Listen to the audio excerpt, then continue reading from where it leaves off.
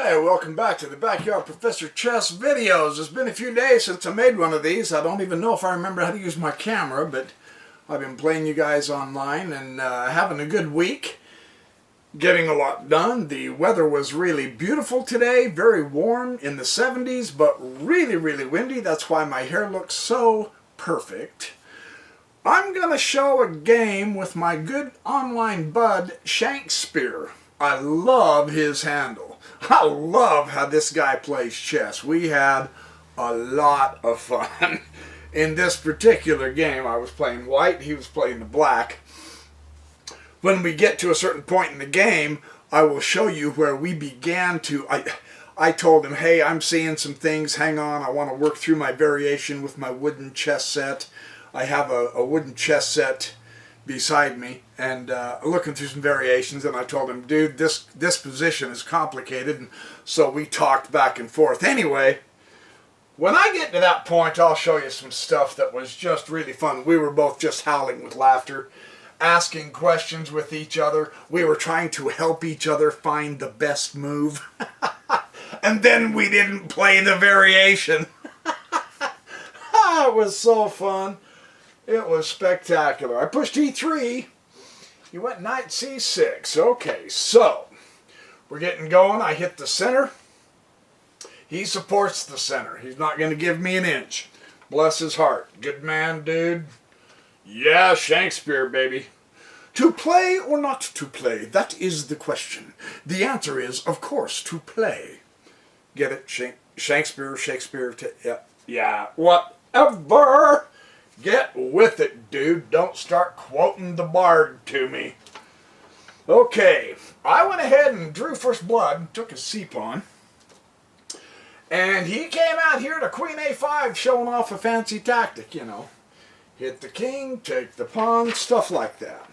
And I said, not a problem, it'll help me develop a piece. Which I am very happy to do, and his queen moves twice.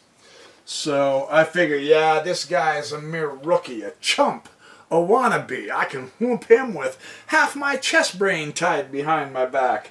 And then he showed me that I couldn't. Bishop g7, he showed me who was the chump in several interesting ways. Oh, we had a lot of fun. We were ribbing each other and teasing each other and saying, okay, now, take the rook, when it would have cost a queen, and, you know, teasing each other. A lot of fun. A lot of interesting learning in this game for the both of us. It was really fun for me. Castles. Bishop f5, he is developing well. He's going for the center. Absolutely, he's playing terrific chess. I thought, you know, target, and I better develop my queen side. Why not? I can do this. I think I've got him at a disadvantage here.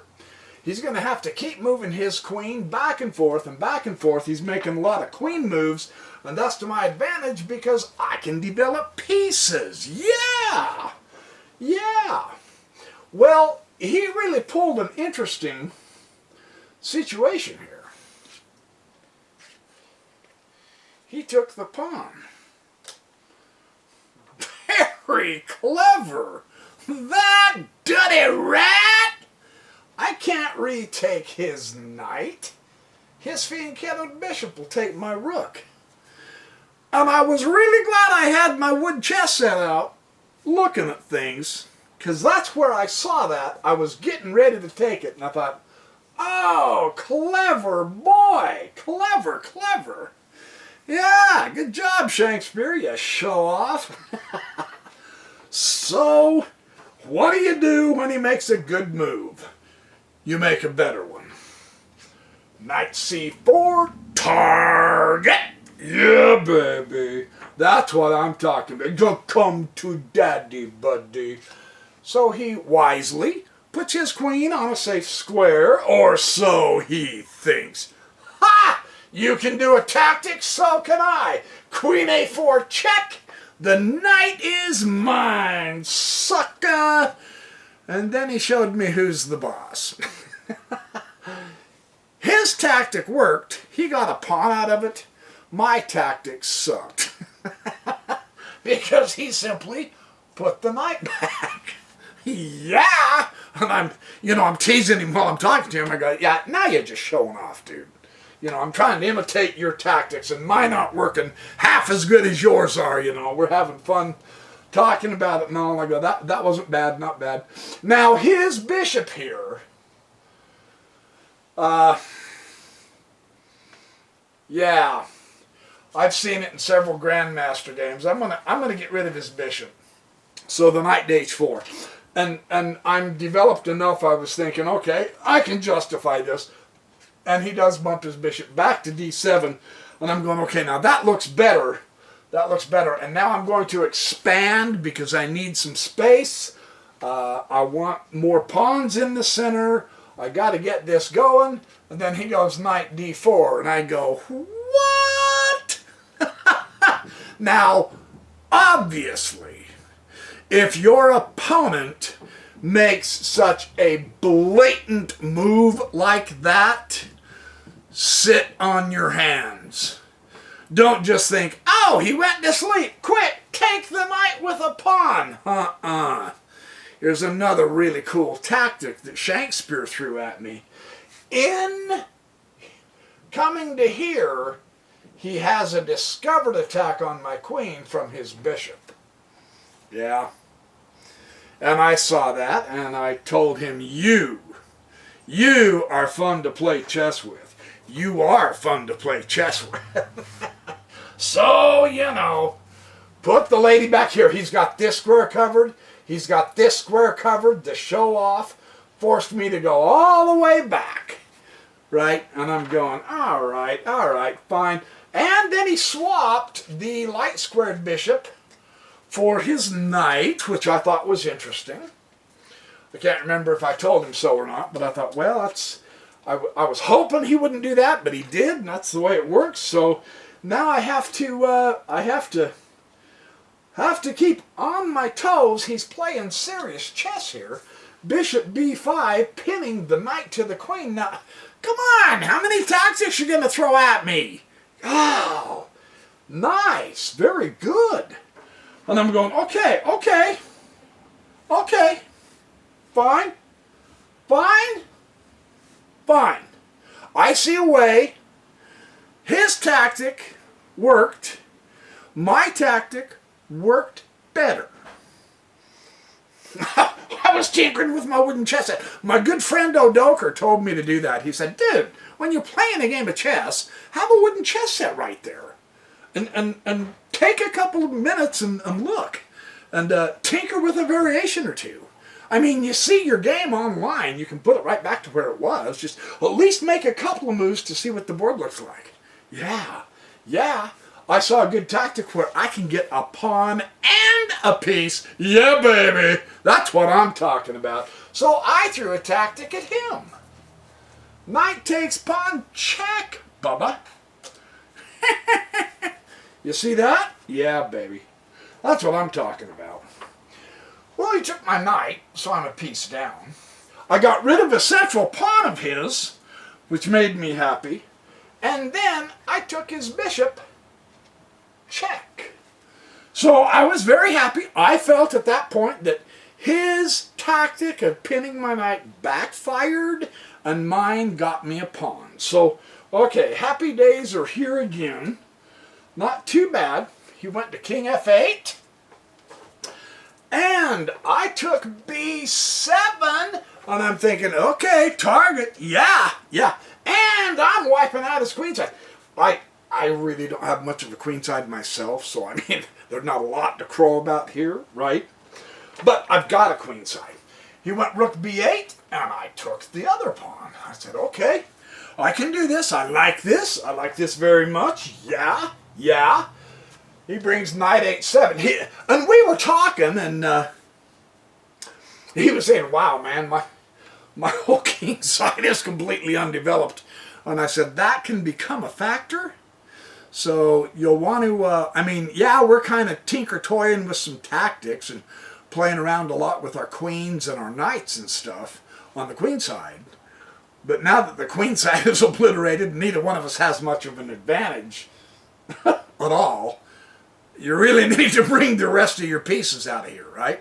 So we got talking about that, and he goes, yeah, I'm going to do that. And so he starts bringing out knight h6. I went ahead and challenged him for the file, and if I remember right, I looked at our notes, our conversation. It didn't record the whole conversation. Of course, when we talked, I mean, criminy, if we could have printed that out, there would have been 10 pages of discussion and talk. We had a lot of fun. But I thought, hey, I'm going to challenge him for the file. I like having a file. And I won. I mean, technically, I took over the file. I didn't win the game yet. I'm still playing it. But yeah, and I thought, okay, good. Rooks belong on open files.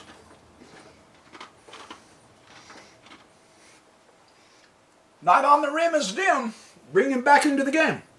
See, I had been encouraging Shankspeare, get your kingside developed. I basically have him in just a right there corner. So he's got to hurry. And I told him, I said, yeah, right now that knight, your rook, your H rook is really not in this game. It's your job to get him out. It's my job to make sure you don't. We're kind of teasing each other, and he said, well, quit pecking on me and attacking me so much and I can develop it. Good luck with that, pal. So here we go. Let's see how he does this. And then he went bishop f6. So he's compact, but I mean, really, not a lot of weaknesses. Yeah, it's a small fort, but there are not a lot of weaknesses. So, I mean, he's doing very well. My king or queen is way the heck out here in La La Land, hanging. So I've got to be real careful. My bishop is hanging. I'm kind of loose, sort of sloppy. He's tight and compact. I've got to be careful here. Once you get done with an attack, you need to regroup. That's a Silman and Yusupov comment. I mean, truly, that's critically important. Did I? No, I expanded. Yes, I'm feeling the lust of glory and victory. Victory will be mine, yes. And he goes blam, e5 right at the center. Nice. Really, truly. Good. He'd not given me the time of day as far as that goes. I haven't got a whole lot going for me right now. He is slowly expanding his sphere of influence, and he's not letting go of the center. That's good chess. Yeah, we're a couple of amateurs, but in my opinion, that's how you want to play. Very nice. So I went rook b6, target. Rook on open file, use the file, and I'm feeling pretty good. I'm saying, okay, dude. Okay, oh, you want to expand to be tough? Let the backyard professor show you what tough is. Yeah, baby, rook on open file and using the file. Take that! And I'm telling him stuff like this in the comments, you know. I'm threatening him, if you don't start making the moves I want you to, I'm going to beat, your king is going to be beaten with a wet noodle and stuff like that. It's a hoot. It's a lot of fun. Well, Queen c5 check. I'm going, whoa. Oh, fancy show off here, aren't you? I have to remember, Shakespeare showed me early on, he's got tactics under his belt. He knows some tactics. So, I mean, we're having fun in the comments and all, but there's a serious side to both of us. While we're chittering away at each other and all that, we're really trying to find good moves here. So it's not just sloppy wing-ding chess. And now knight g4, and I'm realizing, you know, we're getting to know each other and teasing and laughing a little bit, and we start talking a little bit more seriously at this point about various different kinds of combinations and different targets, and we begin to do a little analyzing, and I'm saying, you know, your queen's coming right at my king, and that knight on g4, that's a great move. And so we're kind of starting to talk a little more serious and thinking, I'm thinking, hold on, Carrie, you really have to think this through. He's coming at me.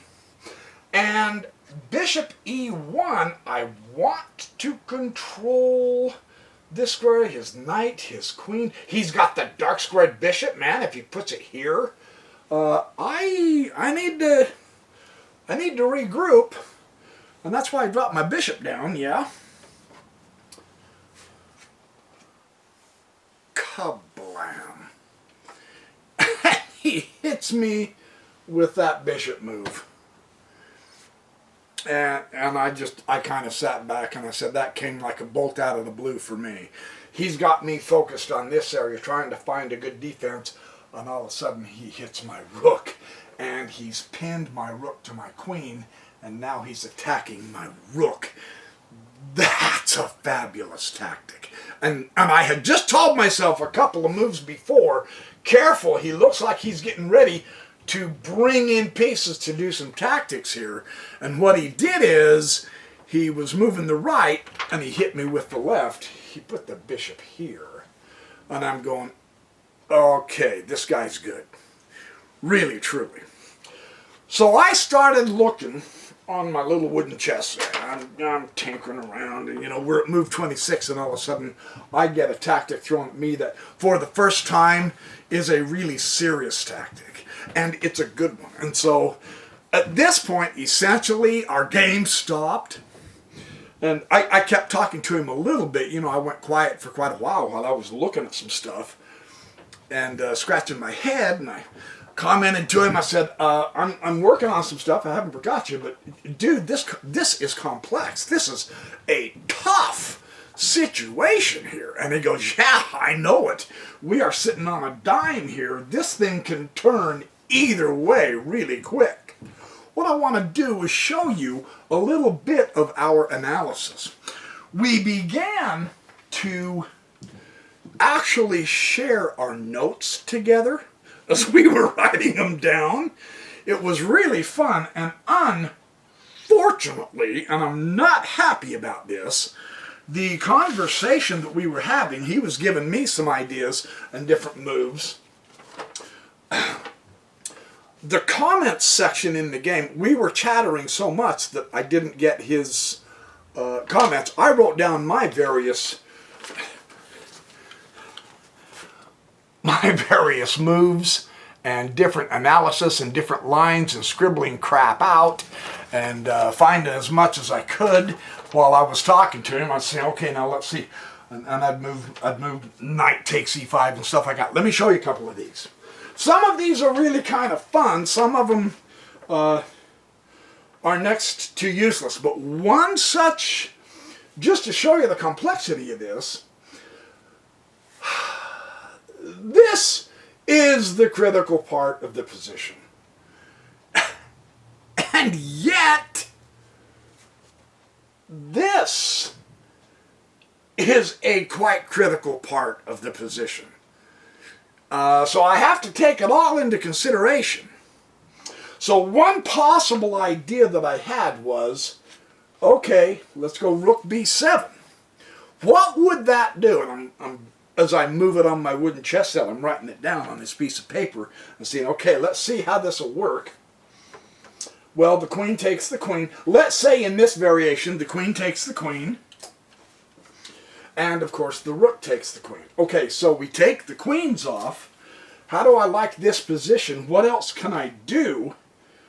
And after I took the queen, probably one of his strong moves is going to be that rook e3, hitting my rook. So what would happen if I put the rook up to f2?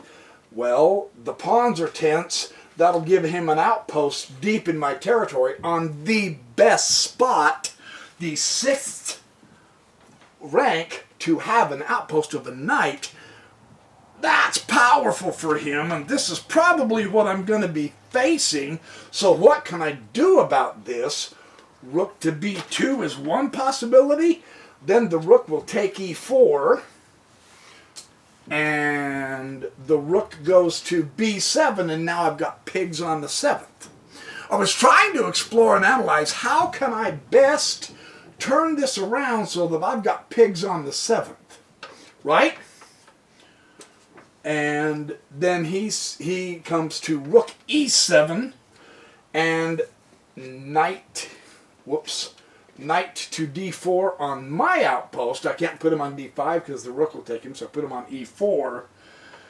And that's a heck of a standoff. That's as far as I took that analysis at that point, because I was, we were playing, and I was telling him, hang on, I'm working on a couple of ideas here, and he said, so am I, so it's fine, it's cool. You work out some things, and I'll work out some things, and we'll compare and see how we, if we came up with anything kind of similar. So this is one possibility that I had, and I realized, man, after this is tight. He's not going to want to just swap the rooks. He's got his bishop protecting his rook. I still have him so his rook's not developed. That was one reason why I wanted to see what could happen if I can get pigs on the 7th. But he can eliminate the pigs on the 7th idea. He's covered. So it's of limited utility unless, and that's why I brought the knight in, unless I can get another piece up into here. But he's got this square covered, this square covered, so I'm going to have to come way over here. I've got a great fork there eventually. If it was my turn, it's not just yet. So this is tense. Okay, let me take you back to the original position, and I'll show you another variation I found that got me really excited. One of the ideas that Shankspeare told me he thought might be key is if I went bishop h4. So let me work out a variation that I was, as we were talking, we were both working on different angles and things. And so if I went bishop h4, my supposition, I tried to, I switched the board around to see his side of things, and then I switched it back around to see mine while I was working on these variations, and so I have the black pieces toward me, and I'm moving around, then I turn my board around. If I would have been black and white did this bishop h4, I would have taken the rook. So this is my particular variation on this. I can't remember. Unfortunately, we were talking back and forth, sharing the different moves with each other, but none of that was saved in our conversation because we talked too dang much toward the end because we were laughing so much and having so much fun through this entire game. It became fun because instead of playing against each other, it's almost like we both subconsciously said, hey, let's see if we can help each other win this. So he was giving me ideas, and then I was turning around and giving him ideas, and I was telling him, yeah, that move would be good because of this, and he would tell me, no, that move's not good because here's how I would reply. And I'm, oh, yeah, of course. Well, but I've got this, and so on and so forth. So bishop h4, bishop takes b, and so queen comes to d7, and knight e3. Now he's getting dangerous here, right? Rook e1 hitting that knight, target, right? However, it's covered, double covered, so I would lose in exchange here if I took that knight with the rook, as is at this point, right? And I'm looking at this as I'm moving the pieces around on my chess set on my table, and I'm going, wow, this is tough. And what happens if he goes queen c7? Because his position is such that he may want to trade queens. Would that help if he wants to trade queens? Let's see what it looks like for me if we do trade the queens. And then, oh, come on, where is it? Queen c7. Queen takes c7. Oh, no. Oh, sorry. I did that backwards. It figures. I took, okay, he comes to queen c7. I took queen c7, you dork. Do it right, dude. And then the bishop takes queen 7. Now what's this position looking like? And rook now can take e3. So not too bad of a variation. I've got 3 pieces. He's still got 3 pieces. The downside of this for him is his rook is still out of play. He still has to find a way to get that rook in here. The upside for me is I'm in the center better, although he's got a great, I mean, he's not weak in the center. I'm occupying more of it, but it's still a battle. So that was a direct possibility, and I looked over that bishop h4 really careful. I've got like 4 or 5 different. Oh, I've got another one. I'll show you how important this was. Shakespeare is the one that told me, hey, take a look at bishop h4, so I did in several of them, and I want to show you one of the best ones that we had. Hang on, and I'll be right back. This other variation with bishop h4, and by no means are these two the only possibilities, but I thought, wow, this one's tough. What if his bishop took the bishop? Yeah? Okay, now what would that do? How would that change this? Then knight takes e5, and we have a very interesting attack. He's attacking the wing, and I'm responding in the center. Knight would take knight, and pawn would take knight. And you notice something remarkable here? I have a checkmate square. I've got an open file directly across from the king, and I've got the 7th and 6th ranks under control. This is deadly. So if he pushed f6 to try to prevent anything, then my rook takes f6, the bishop takes the rook, and the rook takes the bishop check, and of course king g8 and the queen here to mate. So the bishop h4 can go either way, but I have a very favorable situation with if that variation worked out that way. But there's a lot of different variations we were working on. Hang on, I'll put it back on the original, and I'll show you what my favorite variations were. These were good. I had a better one. And I was getting more excited as I kept resetting up my chessboard and working on it. Hang on, and I'll be right back. Okay, let me double check this real quick, make sure I've got all this right. See? I've got my wooden chess set up with the critical position while I'm working variations. Yeah, it's very helpful. I'm just saying, you know, I'm just saying. Okay, so this variation is the one that caught my attention, and I worked through this quite a lot of times. What if I just simply take the pawn right now? Let's hit the center. Let's attack. He came to here threatening my knight, or my rook, I mean. Ignore the attack, ignore the threat, and carry on with my own attack. What if I did this? Then, of course, the knight would take the knight, and the pawn would take the knight. And if rook to e7 threatening my queen, because he is covered with the bishop, oh, sorry, the king's supposed to be there. Yeah, sorry, the king was there. If he brought it up to rook e7, then I go rook f6, right? And then rook takes the queen, and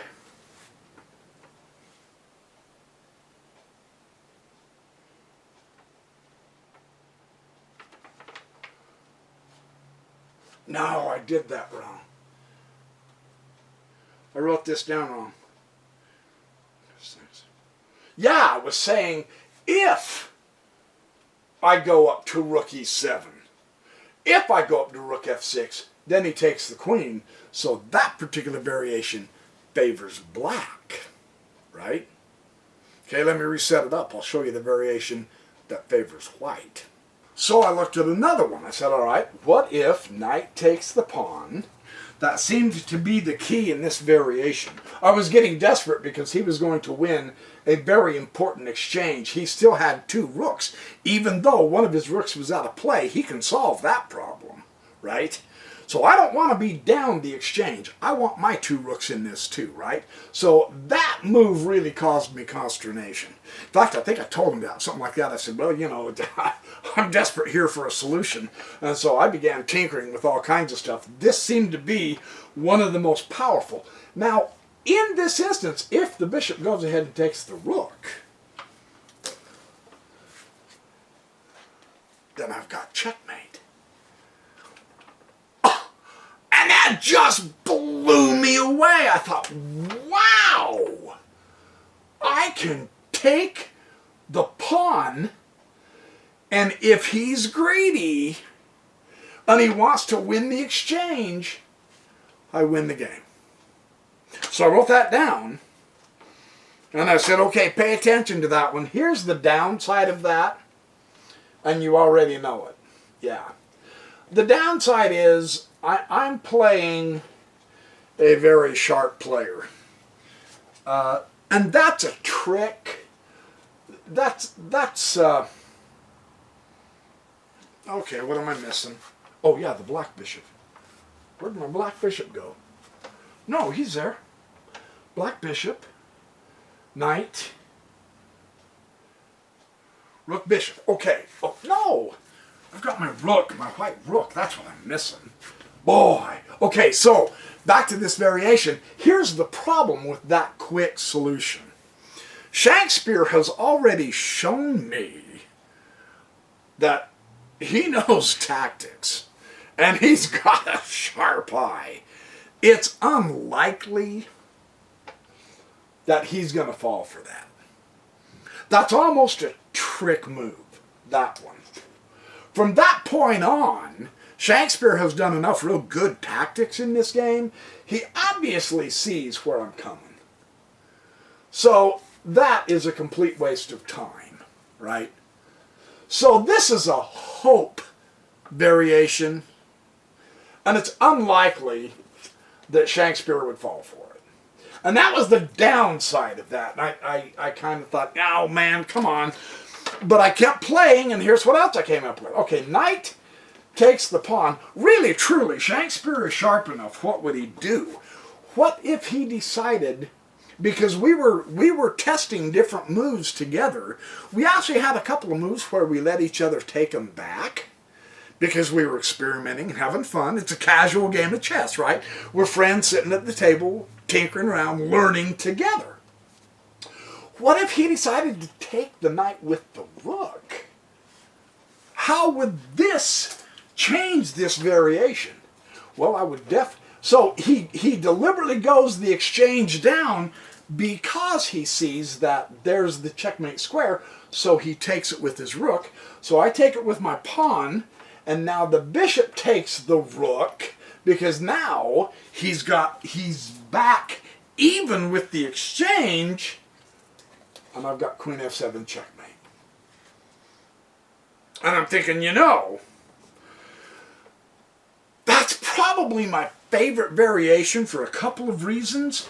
Because I am attacking the center while he is doing a wing attack, more or less. And so I kind of like that arrangement better than... where was this? Where was this? Right here. Yeah. I like this idea of the knight attacking in the center better than the other one with the bishop to h4. So I worked through several things, and I finally told him, I said, dude, I'm ready to get this going. I really am ready to get this going. Let's...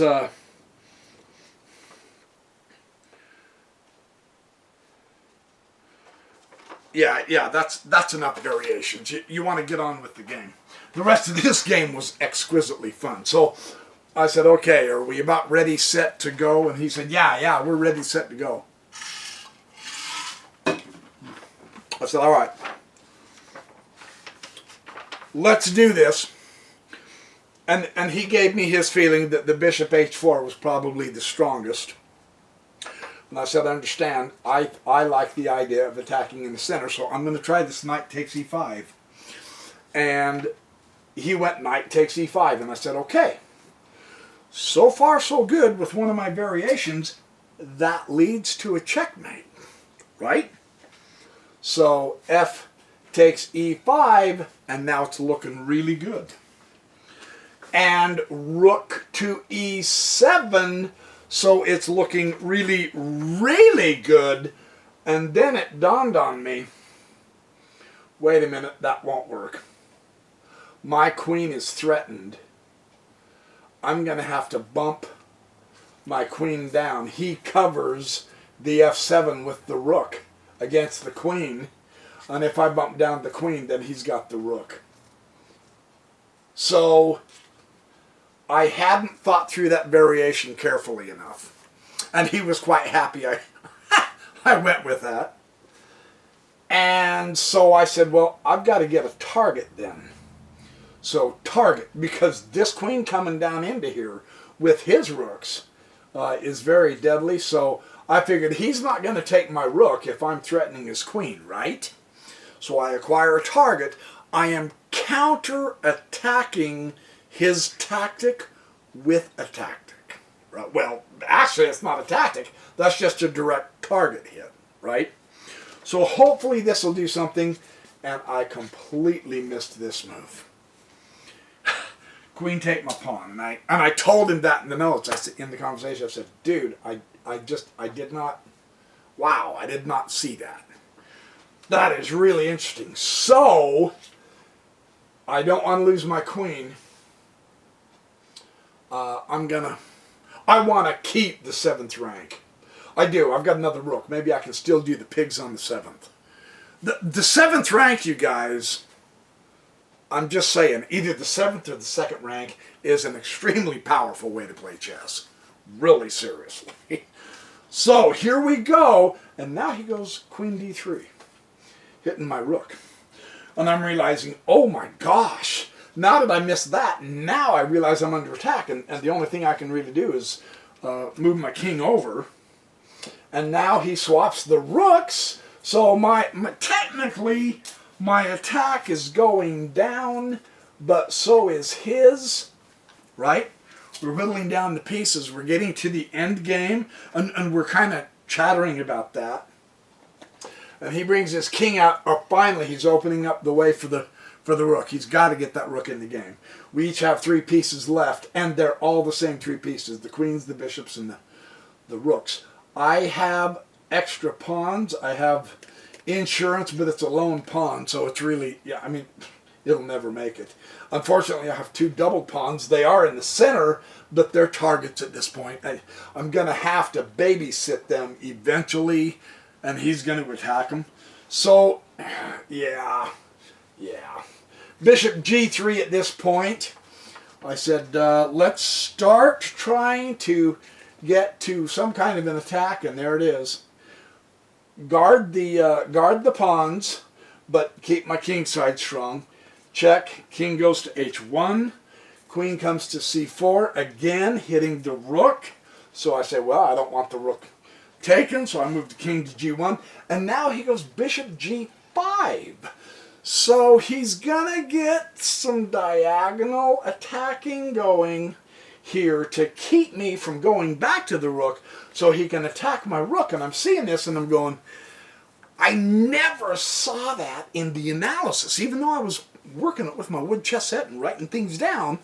So this is a lesson that no matter how much you analyze, you're going to miss stuff, so don't be too hard on yourself. And we were talking about this, and we kept telling each other, you're not making moves at all like what I analyzed from both of us. So this is the fun of chess. This is what keeps us coming back for more, right? He's playing really excellent. He's got a great strategy. If he gets that rook over here, holy shish kebab, he's got a great attack. Seems to me. So I go bishop f4. Let's swap the bishops.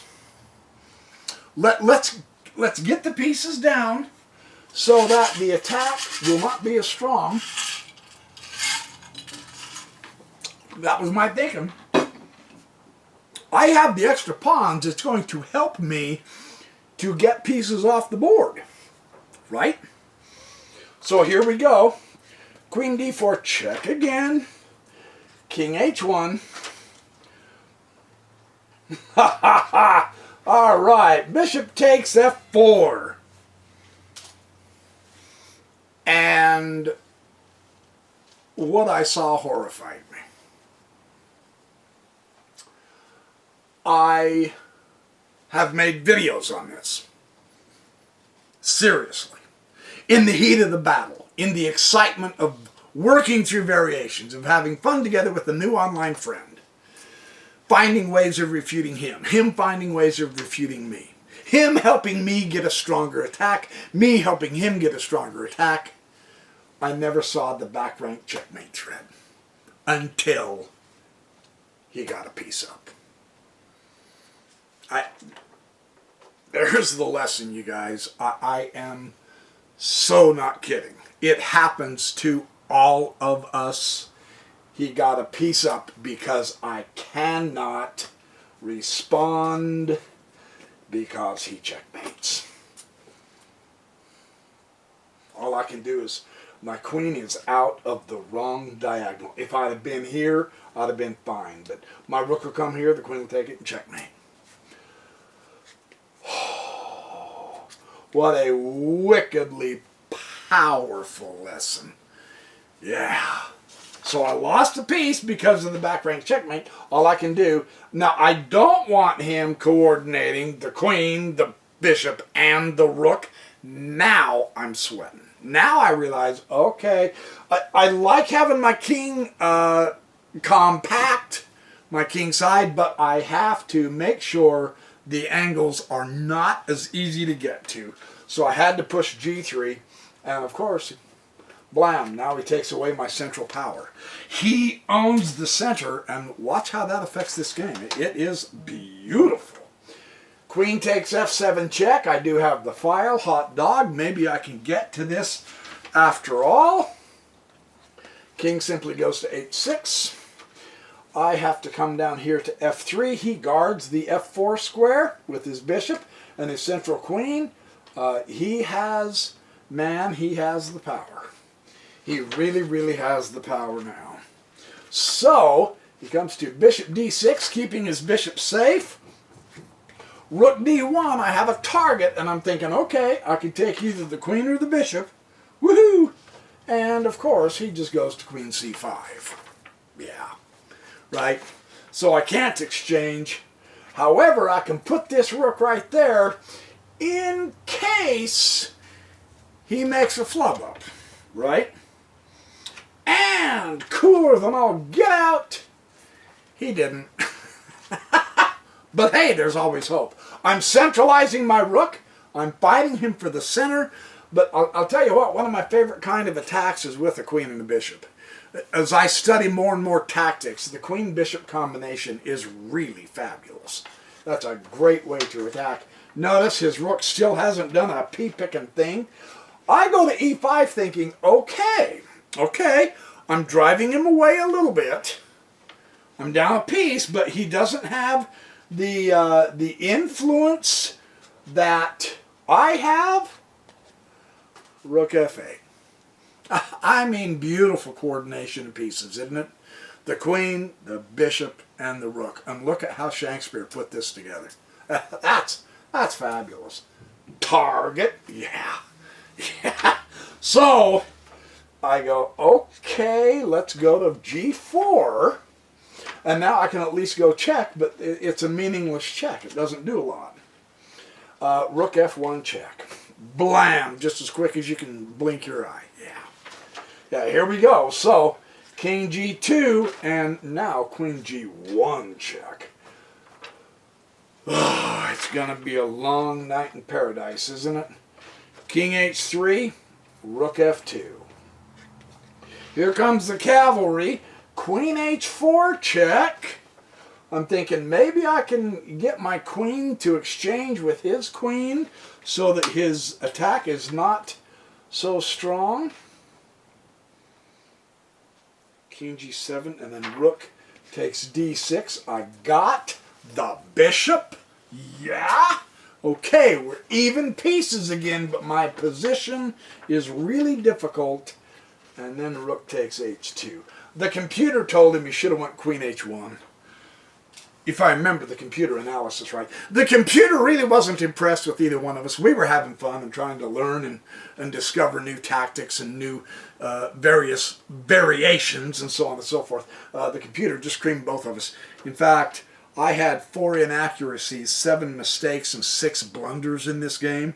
And Shankspeare had 4 inaccuracies, 11 mistakes, and 6 blunders in this game. So, I mean, you know, it's not stellar chess, but what a fun game for us to play through, right? Play together with it. So I came king g4, and rook takes the queen. Well, I got the rook. It's not the piece I wanted to exchange, but I did get the rook, and now I realize, well, it was a fun game. It was good. And we got talking, and I started talking defeat, and he said, just hold on, just try to play through this a little bit. And I said, okay, I'm game. Let's keep going here. I do have an extra pawn way over here. I'm up a pawn.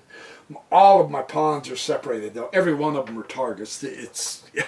They're not going to be significant, man. Queen h5, yeah, here we go. King f4, and then queen f5, yeah, check. King bumps to e3, and then queen takes e5. Beautiful fork.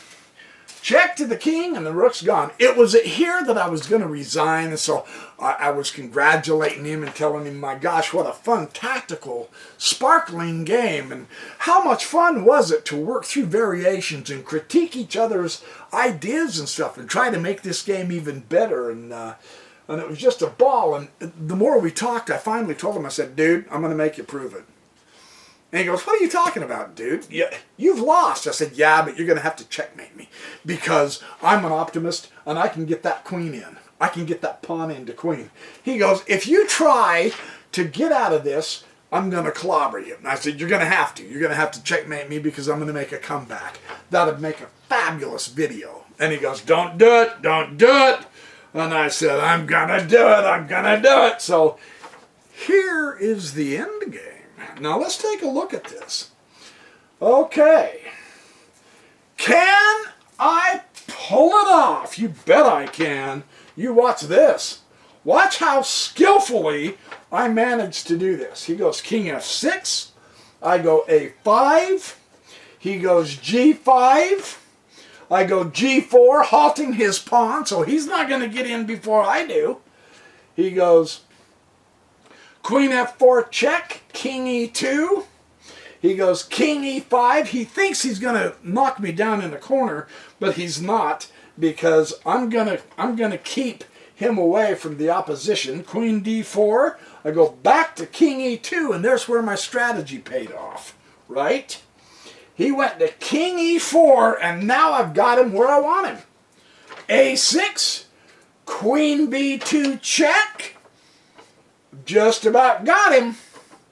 King d1, he comes to king d3. I go to a7. He goes to h6. And I get the queen. And I'm ready to do a wicked, fabulous checkmate on him. And he rudely checkmated me. Yeah, the last 10 moves were all in fun. I was just telling him, hey, I bet I can get that pawn into queen. And I did, see, with my skill and with his blessing. So Shakespeare, sincerely thank you for a marvelously fun chess game. That was spectacular. A lot of fun playing you guys on chess. I'm whittling down the games. I know last week I asked you, don't challenge me on rated. You know what? Username told me in our forum on the club on Leeches that it doesn't matter. It's all designed so that your rating is going to be right where you are. You're not going to get your rating bumped down to 0 like I was afraid of. I just didn't understand the rating system. So if you want to play rated games, that's great. If you don't, that's great. I don't mind casual at all either. But we're having fun. We're learning. We are experiencing wins and losses, and every one of them are instructive. So there's your video. Hope you enjoyed this. Remember, be good, do well, have fun, get lots of sleep, eat healthy, lay off the sugar, drink more water, be happy, smile at people. It'll make them wonder what you've been up to. Yeah, that's fun to do. I'm not kidding. Try it. Just try it for a couple of weeks. It'll amaze you how they start reacting to you. It's a lot of fun. All right, you guys. I'll see you in the next Backyard Professor Chess video.